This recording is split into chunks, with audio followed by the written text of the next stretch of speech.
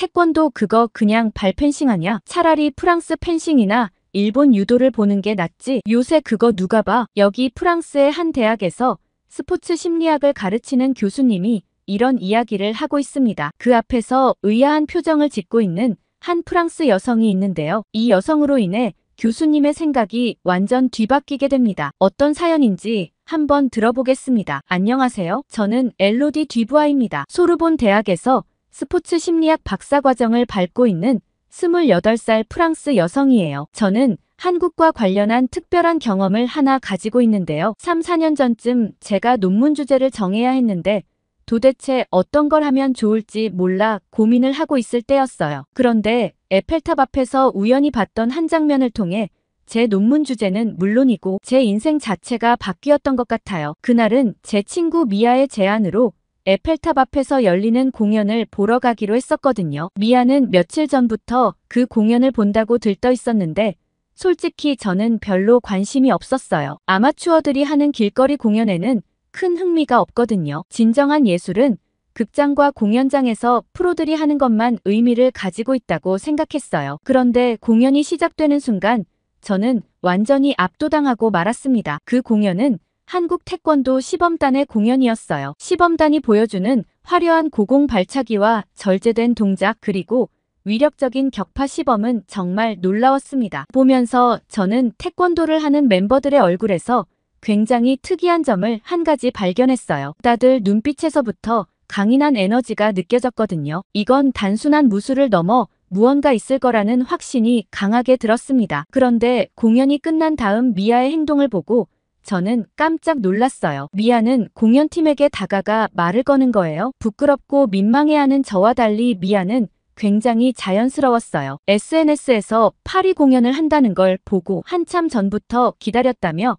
선물을 받아달라며 선물을 내밀었어요. 그러자 공연팀인 지훈 씨는 우리 공연을 재밌게 봐줘서 고맙다고 얘기하며 어땠냐고 물어봤습니다. 그러자 미아는 완전 콧소리를 잔뜩 섞은 목소리로 최고라며 호들갑을 떨더라고요. 옆에서 멀뚱멀뚱 서 있는데 갑자기 제 의견도 묻는 게 아니겠어요? 저는 무슨 말을 해야 하나 당황스러워서 아무 말도 못하고 있었습니다. 그러자 지훈 씨는 너무 좋아서 아무 말도 안 나오는 거 맞죠? 라고 얘기하며 나중에 생각 정리해서 SNS로 알려달라며 자기 SNS 주소를 알려주더라고요. 저는 얼떨결에 알겠다고 하고선 돌아왔어요. 아니 좋다는 말 말고 무슨 말을 해야 하나 갑자기 고민스러웠습니다. 스포츠 심리를 연구하는 사람인 만큼 좀 더 학술적인 용어를 섞어서 보낼까 머릿속이 복잡했죠. 집에 돌아가자마자 태권도의 역사와 올림픽에서의 위상에 대해 찾아보게 되었습니다. 그런데 태권도는 정말 놀라운 점이 하나 있더라고요. 여느 스포츠와 다른 엄청난 장점이 있었어요. 태권도는 딱히 대단한 준비물이 필요하지 않아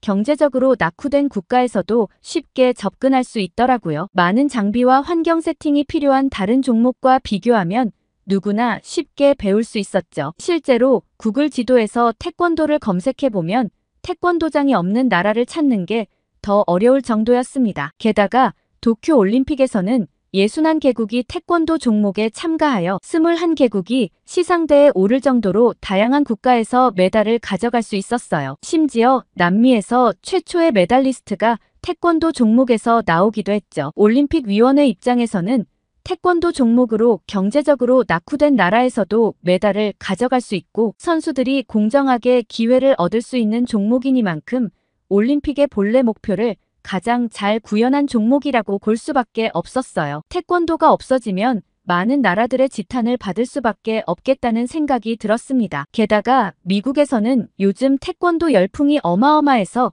태권도장을 대기하고 들어간다는 얘기까지 있더라고요. 그러면서 저는 이런 태권도의 매력이 궁금해지기 시작했고 이걸 바로 논문 주제로 써야겠다고 생각했어요. 저는 지훈 씨에게 연락해 오늘 공연은 정말 좋았는데 사실 더 좋은 건 태권도라는 운동 자체를 알게 된 것 같다고 얘기했어요. 공연 후에 태권도에 대해 이것저것 찾아봤는데 놀라운 점이 한두 가지가 아니었다고 말이죠. 다음에 기회가 되면 한번 태권도에 대해 더 알려달라고 얘기했고 지훈 씨는 태권도를 알릴 수 있는 자리라면 얼마든지 좋다며 흔쾌히 알겠다고 얘기했죠. 그렇게 지훈 씨의 SNS를 구경하는데 저는 깜짝 놀랐어요. 지훈 씨는 국가대표 태권도 시범단으로 활동하고 있는 것 같았습니다. 세계 각국에서 이렇게 태권도 퍼포먼스를 하는 것 같았죠. 지훈 씨의 영상을 보면서 태권도라는 운동이 정말 멋있다는 생각을 하게 되었어요. 그리고 다음날 저는 지도 교수님께 찾아가 태권도 선수들의 심리적 준비 과정에 대해 연구하고 싶다고 말씀드렸어요. 교수님은 제 얘기를 듣고 깜짝 놀라시더라고요. 태권도를 선택할 줄은 생각도 못했다고 하셨죠. 태권도보다는 프랑스인들이 많이 하는 펜싱이나 메달을 많이 획득하는 수영을 권하셨어요. 그게 아니라 아시아에서 하는 운동을 하고 싶다면 유도도 괜찮다고 하셨죠. 한국 스포츠인 태권도는 아무래도 세계적으로 봤을 때 권위도 좀 떨어지고 발펜싱이라는 말을 들을 정도로 시시한 스포츠가 아니냐고 얘기하시더라고요. 저는 그 말을 듣고 교수님이 과연 태권도를 실제로 한번 봤을까 싶은 의구심이 들었어요. 제가 봤던 태권도는 압도적인 느낌이 들었거든요. 저는 교수님의 만류에도 불구하고 무조건 태권도를 하겠다고 선택했고 제가 원하는 주제로 논문을 진행하기로 한다고 말씀드렸어요. 그렇게 저는 논문 연구를 위해 프랑스 태권도 협회에 연락했고 운 좋게도 한국에서 온 태권도 전문가와 미팅을 할 수 있게 되었습니다. 그런데 저는 그 전문가를 만나러 가는 자리에서 깜짝 놀라고 말았어요. 제가 전혀 상상도 못한 인물이 그 자리에 있었거든요. 바로 지훈 씨였죠. 지훈 씨로부터 태권도에 대한 놀라운 사실을 알게 되었습니다. 생각보다 역사가 굉장히 깊은 스포츠였더라고요. 태권도의 뿌리는 신라시대의 화랑도 정신에서 시작되었는데 단순한 무술이 아닌 정신 수양과 국가 방위를 위한 종합적인 훈련 체계였다는 점이 매우 인상적이었어요. 특히 강인한 의지와 인내 그리고 충성과 같은 가치관이 현대 태권도에도 이어지고 있다는 점이 놀라웠어요. 게다가 한국인들의 태권도에 대한 사랑은 어마어마하더라고요. 한국인들에게 가장 많이 수련되는 무술로 지훈 씨 역시 어렸을 적부터 태권도장에 다녔다고 했어요. 한국 어린이들은 아마 절반 이상 정도 태권도 학원을 다녀본 경험이 있을 거라고 했죠. 그때 제 머릿속으로 뭔가 하나 스쳐 지나갔습니다. 한국 어린이들이 굉장히 인내심이 강하고 예의가 바르다는 내용의 기사였는데 그것과 태권도와의 연관성도 있지 않을까 생각해 보았죠. 태권도에 대한 해박한 지식과 열정 가득한 모습으로 설명하는 지훈 씨의 모습이 꽤 인상적이었습니다. 그리고 인터뷰 후에는 같이 밥이라도 먹어야 하나 생각하고 있었는데 지훈 씨의 대답은 뜻밖이었습니다. 지훈 씨는 저를 만날 줄 알았다면 이후 일정을 비우고 차라도 마셨을 텐데 아쉽다고 얘기하며 다른 일정 때문에 먼저 일어났어요. 좀 아쉬운 마음이 들었죠. 조만간 다시 만나자고 얘기하며 아무렇지 않게 헤어졌습니다. 그리고 이후 몇 주 동안 저는 파리 곳곳의 태권도 도장을 방문하며 현장 연구를 해야겠다고 생각했어요. 스포츠 심리를 공부하는 제 입장에서 직접 학생들이 태권도를 배우는 모습을 관찰하고 싶었기 때문이죠. 제가 어느 지역에 있는 곳을 갈까 고민하고 있던 찰나 지훈 씨는 연구가 잘 되어가고 있냐고 물었어요. 그래서 태권도 도장을 어디로 선정할지 고민이라고 했어요. 그런데 지훈 씨는 정말 의외의 대답을 내놓았습니다. 파리 외곽의 소외 지역에 가는 게 어떠냐고 물어봤습니다. 처음엔 굳이 거기까지 가야 할 이유가 있을까 생각했지만 지훈 씨의 대답을 듣고 그 이유를 알 수 있었습니다. 파리 외곽의 소외 지역은 다양한 인종과 문화가 공존하는 곳으로 사회 통합 문제가 늘 주요 이슈로 떠오르는 곳이었습니다. 그래서 사회 통합을 위한 다양한 정책들이 펼쳐지고 있는 곳이기도 하죠. 거기서 태권도가 어떤 효과를 미치는지 보면 연구에 좀 더 도움이 되지 않겠냐고 제안해 주었어요. 저는 아이디어를 준 지훈 씨에게 고맙다고 얘기하며 파리 외곽으로 기차를 타고 이동하기로 했습니다. 그리고 파리 외곽 생드니의 한 도장에 도착했죠. 도장에 들어서자마자 활기찬 20여 명의 청소년들이 열심히 훈련하고 있었습니다. 파리 시내에서도 종종 볼 수 있는 난민으로 보이는 친구들도 있었고 모두 인종도 언어도 다양해 보였습니다. 사실 이곳에 어떻게 태권도장을 차릴 생각을 했지 싶어 의아했어요. 생드니는 파리 외곽으로 우범지역이라 볼 수 있는 곳이었거든요. 저는 관장인 피에르 씨를 보자마자 도대체 어떻게 이곳에 태권도장을 만들 생각을 했냐고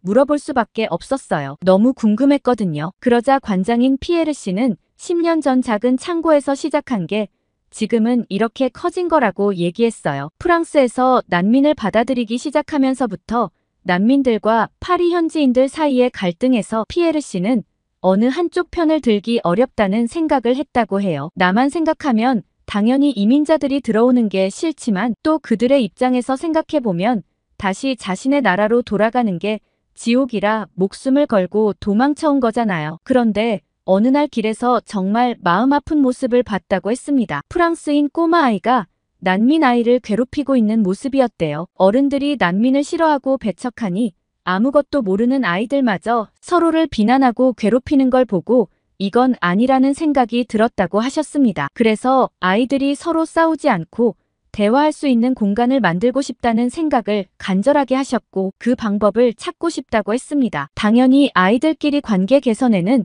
스포츠만 한 게 없거든요. 그래서 스포츠를 해답으로 찾았다고 했죠. 그런데 저는 그때 당시 10년 전이라면 태권도가 이렇게 많이 알려지지도 않았을 텐데 어떻게 태권도를 알고 계셨냐고 물어봤어요. 그러자 피에르 씨의 입에서는 정말 믿기 어려운 이야기가 나왔습니다. 피에르 관장님은 이 지역 출신으로 어린 시절부터 힘든 환경에서 자랐다고 했어요. 그런데 10대 시절 비행 청소년 그룹에 가담했고 결국 18세의 강도 혐의로 체포되어 교도소에 수감되었다고 하셨더라고요. 저는 이렇게 온순하고 따뜻한 관장님이 과거에 교도소에 수감될 정도였다는 사실이 믿기지 않았어요. 그런데 교도소에서의 생활이 오히려 인생의 전환점이라는 얘기를 하셨습니다. 그 교도소에서 김사범님을 만났다고 하더라고요. 그때 교도소에서는 청소년 수감자들을 대상으로 재활 프로그램이 운영되고 있었는데 김사범님은 태권도 세계화 프로그램의 일환으로 파견되어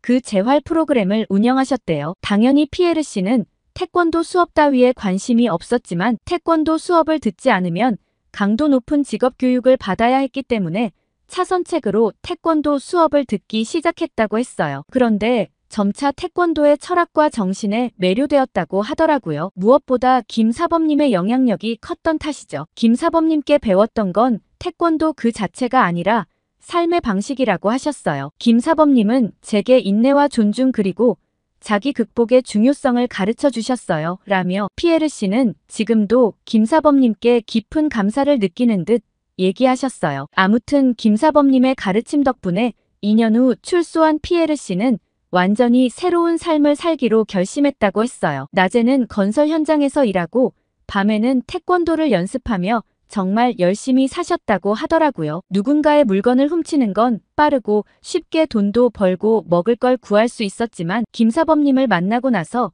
그렇게 쉽게 얻어진 것들은 결국 화를 부른다는 걸 배웠어요. 못 먹고 배 골터라도 제 스스로의 힘으로 헤쳐나가야 하는 인내심을 배운 거죠. 그러던 어느 날 김사범님께서 한국으로 돌아간다는 소식을 듣고 피에르 씨는 마지막으로 스승님께 인사를 하러 갔습니다. 그런데 사범님께선 놀라운 제안을 한 가지 하셨대요. 한국에 와서 태권도를 진지하게 배우지 않겠냐고 얘기하신 거죠. 피에르 씨는 깊은 고민에 빠졌다가 김사범님과 함께라면 그럴 가치가 있다고 판단했고 모든 걸 걸고 한국행 비행기에 올랐습니다. 그렇게 한국에서 1년간 머물며 피에르 씨는 태권도의 깊이를 배웠고 동시에 한국 문화와 정신을 이해하게 되었다고 해요. 특히 한국인들의 예의와 존중 그리고 공동체 정신의 깊은 인상을 받으셨다고 하더라고요. 그렇게 한국에서 인생의 전환점을 맞고 신체적으로 그리고 정신적으로 성장한 피에르 씨는 이곳 빈민가에 작은 태권도장을 열었다고 해요. 저는 피에르 씨의 사연을 들으면서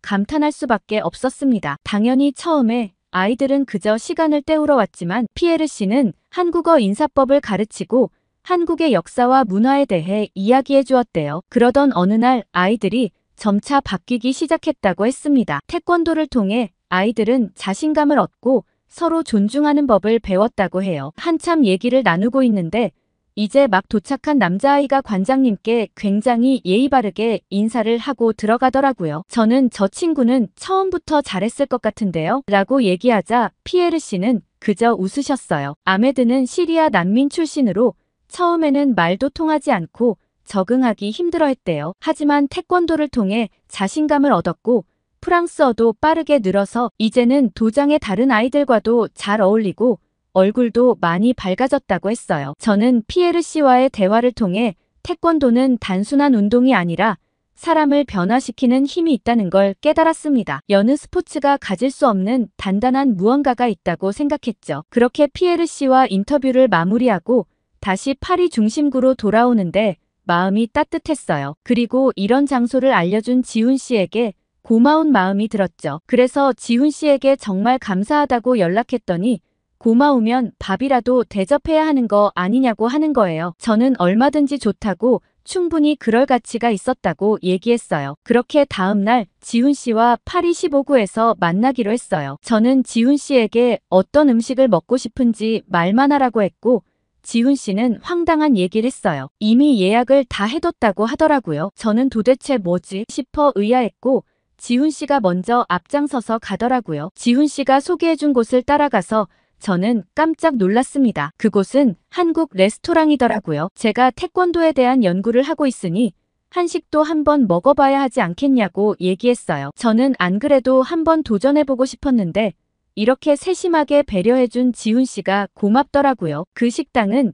2019년부터 2023년까지 무려 4년 동안이나 미슐랭 스타를 받은 곳이었어요. 나중에 알고 봤더니 예약하기도 굉장히 어려운 곳이더라고요. 식당 이름은 사계절이라는 곳이었는데 한국에선 사계절이 각각 뚜렷하게 나타난다고 하더라고요. 지훈 씨는 한국에서 겪는 사계절은 모두 굉장히 아름답다고 했어요. 식당 이름답게 메뉴도 봄, 여름 그리고 가을, 겨울이었어요. 그런데 자리에 앉자마자 내어오는 물을 보고 저는 꺼림칙하다는 생각이 들었어요. 생수가 아니라 약간 갈색 물이더라고요. 그냥 물과 달리 냄새도 구수한 냄새가 났는데 상한 거 아닌가 싶은 생각이 들 정도였습니다. 그런데 지훈 씨는 아무렇지 않게 물을 벌컥벌컥 마시는 걸 보고 혹시 상한 걸 눈치채지 못한 건가 싶은 생각이 들더라고요. 그래서 지훈 씨에게 괜찮냐며 물이 조금 상한 것 같다고 조용히 얘기했어요. 그러자 지훈 씨는 크게 웃더라고요. 혹시 이게 상했다고 생각하냐고 했어요. 이어지는 지훈 씨의 말은 놀라웠죠. 그건 상한 게 아니라 보리차라고 한국에서는 그냥 물을 주기도 하지만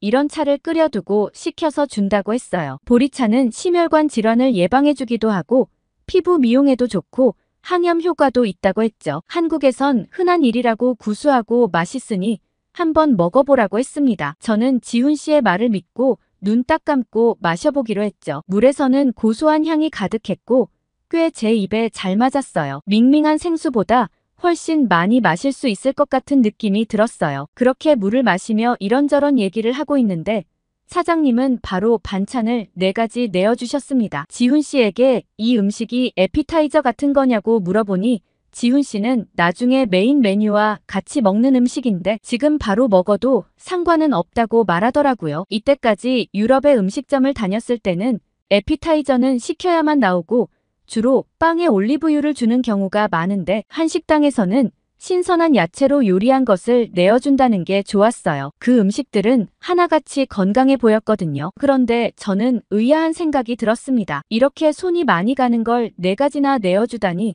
하나하나마다 가격이 꽤 나갈 것 같았거든요. 지훈 씨에게 이건 시키지도 않았는데 나오는 거냐고 물으며 가격이 얼마 정도 하냐고 물어봤어요. 그러자 지훈 씨는 이거 굉장히 비싸니까 자기가 다 낼 거라고 얘기하더라고요. 저는 말도 안 된다며 오늘은 내가 사기로 했으니 얼마가 나오더라도 내가 다 낸다고 했습니다. 저희 대화를 우연히 사장님께서 들으셨는지 메뉴판을 갖다 주시며 이건 다 공짜라고 얘기했어요. 저는 공짜라는 말에 의아해서 왜 공짜로 주시냐고 물어봤더니 아가씨가 예뻐서 공짜로 주는 거라고 하더라고요. 저는 도대체 이 4가지 음식의 가격이 어떻게 되는지 궁금했고 메뉴판을 열심히 살펴봤어요. 그런데 메뉴판에도 나오지 않는 거예요. 제가 메뉴판을 뒤져보자 사장님은 크게 웃으시며 제게 진실을 얘기해 주셨습니다. 한국 식당에서는 이런 반찬이 그냥 나온다고 했어요. 서비스 음식이라며 누구도 이 반찬을 돈 내고 사 먹지 않는다고 했죠. 그러면서 더 먹고 싶으면 얼마든지 얘기하면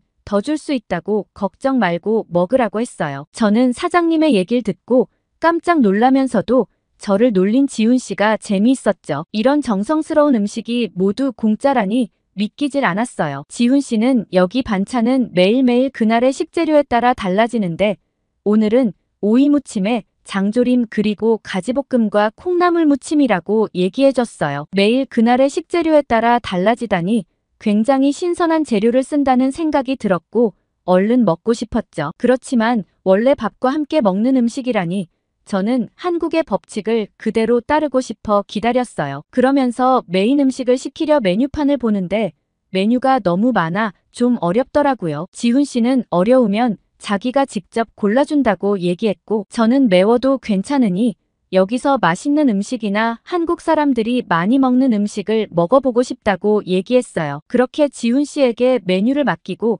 식당을 둘러본 저는 깜짝 놀랐습니다. 한식당이라 주로 파리에 사는 한국인들이나 관광 온 한국인들이 많지 않을까 싶었는데 웬걸 식당을 가득 채운 사람들은 대부분 파리 현지인들이었어요. 사장님께 여쭤봤더니 사장님께서는 파리 현지인들이 훨씬 많이 오시는데 한국 문화가 인기가 많아지면서 한식집도 덩달아 인기가 많아졌다고 얘기하셨어요. 맨 처음 이 식당을 열었을 때만 해도 한식 재료를 구하기가 굉장히 힘들었는데 한식집 인기가 많아져서 재료를 구하기도 정말 쉽다고 하더라고요. 얼마 지나지 않아 지훈 씨가 주문한 메뉴가 나왔고 저는 메뉴를 보고 깜짝 놀랐어요. 색깔이 너무 빨개서 좀 걱정스러웠거든요. 그러자 지훈 씨는 따로 부탁드려 최대한 덜 맵게 만들어 달라고 했고 부대찌개는 한국의 역사가 담긴 음식이라고 했어요. 저는 조심스럽게 국물을 한 입 떠먹어봤고 의외로 입에 잘 맞았어요. 계속 땡기는 맛이더라고요. 지훈 씨 말대로 생각보다 별로 맵지 않았어요. 게다가 국물 안에 들어있는 쫄깃쫄깃한 식감의 떡에다